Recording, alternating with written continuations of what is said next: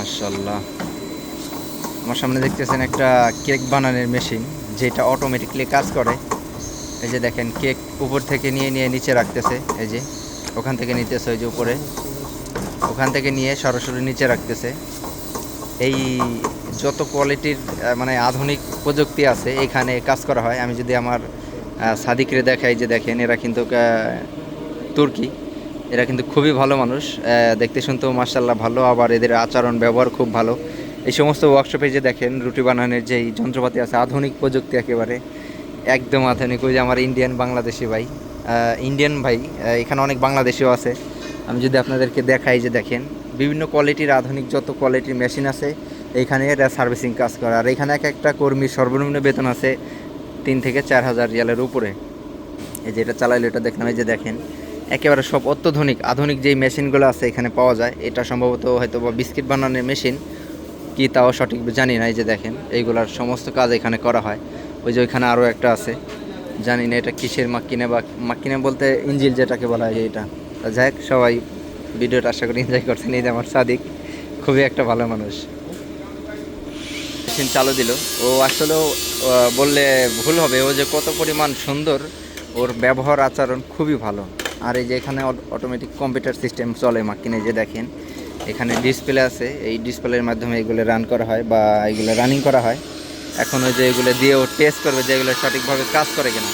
এখানে ওই যে অনেক বাংলাদেশি ভাই আছে, ওই যে ওখানে বাংলাদেশি ভাই কাজ করতেছে।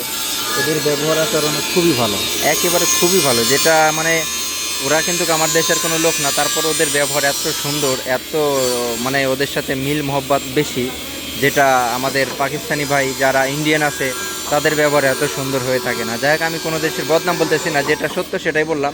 এখন কে কী মনে করবে সেটা জানি না। দেখেন ওইখানে যদি কোনো একটা ইয়ে না পায়, তখন কিন্তু এটা আবার ধাক্কা দেয় উপরের দিকে।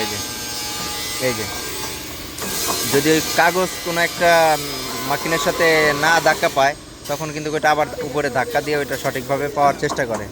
আর এখানে এই যে মেশিনে দেখাইতেছে যে এখানে এগুলা চলতেছে কিনা, যে এক বিষয়টা দেখালাম। আর এগুলো চলে বিদ্যুতে, চলে মোটর চালিত। আর একটা কথা, এটার বিদ্যুৎ কিন্তু একেবারেই সীমিত আকারে বিদ্যুৎ এটা খরচ করে। ছোট্ট একটা মোটর দেখতেছেন, বাংলাদেশে যে অটো ভ্যান আছে তার চেয়েও কিন্তু ছোট মোটরে এই মেশিনটা চলে। তার মানে বোঝা গেল বিদ্যুতের চাহিদা খুবই কম।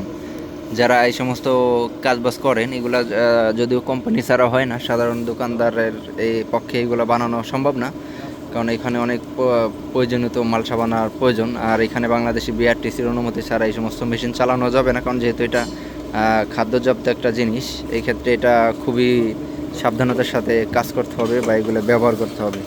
এরা এটা সার্ভিসিং করার পরে এটা মানে পরীক্ষা করতেছে যে এটা আসলে সঠিকভাবে কাজ করে কিনা। এখন এই যে দিবে, আমি আরও একবার আপনাদেরকে দেখাই এটা কিভাবে চালু করা হয় বা কিভাবে এটা কাজ করা হয়। এটা সম্ভবত মোবাইল অ্যাপসের মাধ্যমে কাজ করা যায়। আমি কারণ দেখলাম দূর থেকে ও মেশিন চালাইতেছে, আবার এটা বন্ধ করতেছে।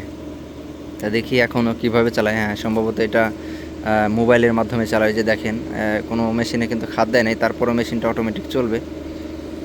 ওই যে দেখেন ওইটা কিন্তু মোবাইল অ্যাপসের মাধ্যমে চালানো হয়। যে ও কিন্তু কোনো সুইচে হাত দেয় নাই বা কোনো কিছুই করে নাই, মানে এটা যাতে আপনার দূর থেকেও কন্ট্রোল করা যায়, যার প্রয়োজনে এই সিস্টেম করা। ওই যে এখানে মোবাইল অ্যাপসের মাধ্যমে ওই করতেছে, এখানে এগুলো কানেক্ট করতেছে।